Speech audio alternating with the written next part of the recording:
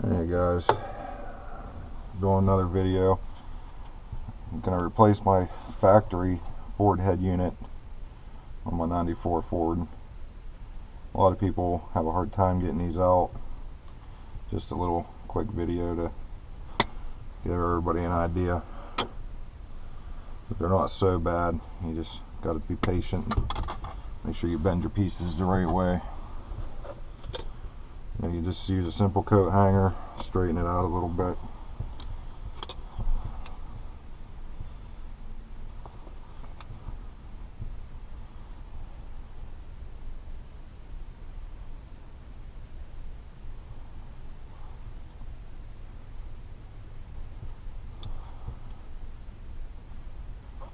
And of course the head unit itself,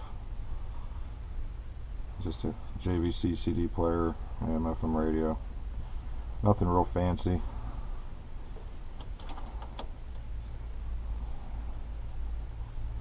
Just something to get some tunes in here, because this one here don't like to work half the time.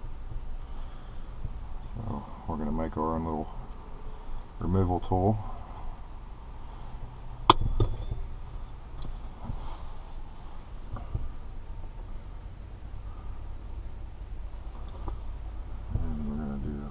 Same thing. Just gonna bend these so that way they're equivalent.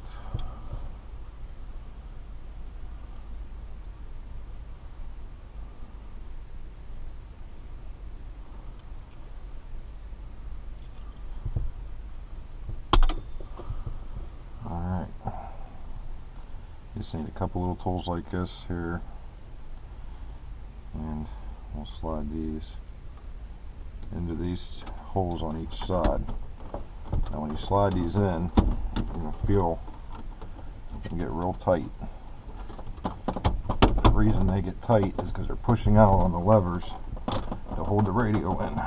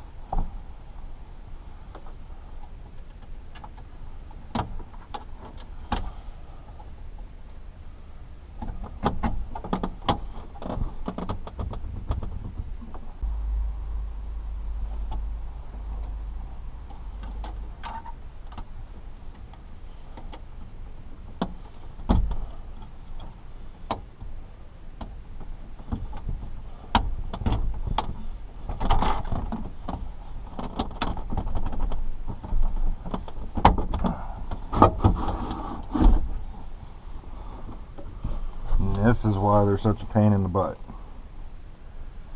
These little pieces here are spring loaded,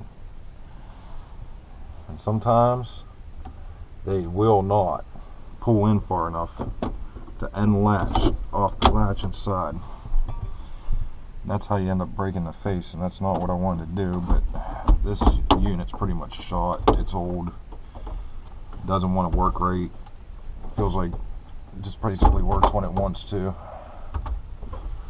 and that's why we're updating it, because sometimes it just sucks driving down the road with no radio.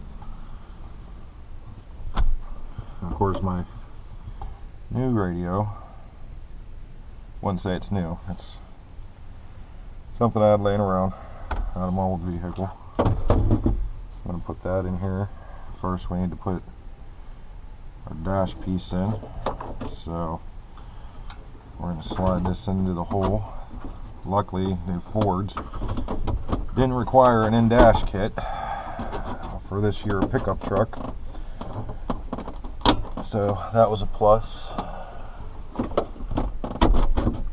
Of course, this is the first time I'm using this piece because all my other vehicles needed an in-dash kit and didn't require this. It required the pieces that screwed onto the radio itself. Got one of my little tabs here.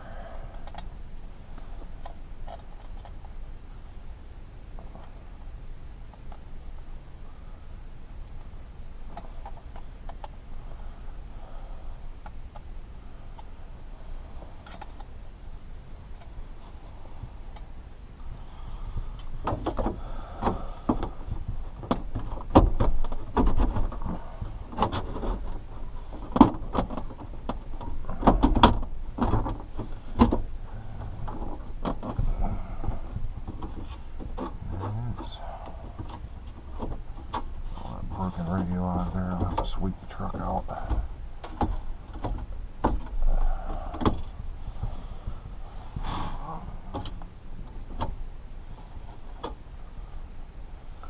Alright, I think we got it all out of there. Alright, once we get that in there, we're going to take our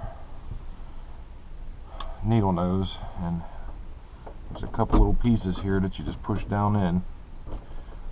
And what this does is it helps hold the radio in place.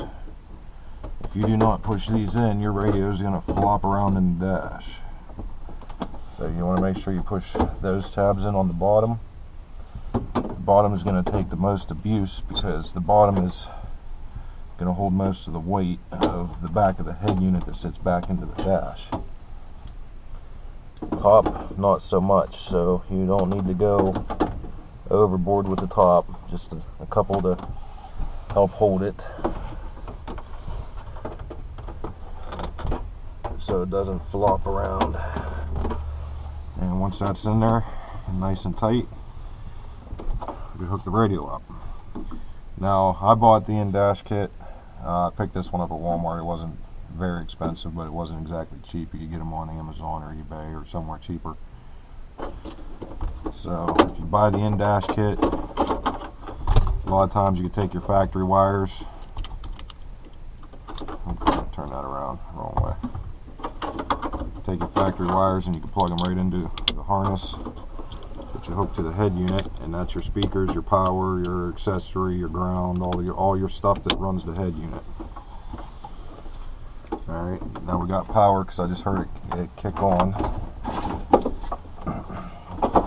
Now, if you hook up a head unit, and for any chance you do not put this wire on the back of the head unit is not going to work properly. So you got to make sure you plug your antenna all the way in and make sure it's all snapped in tight. And then once you have it all tapped in, snapped in tight, click your head unit back into your harness.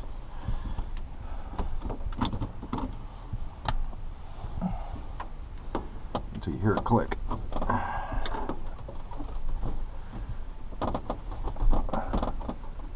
Alright. Once you feel it snap in there, you know it's secure. And you put your beauty ring on, which I need to find my beauty ring. It's in my bucket of stereo stuff. Once I find my beauty ring, I'll put the beauty ring on it, and it'll cover up all this. And I should have a working radio.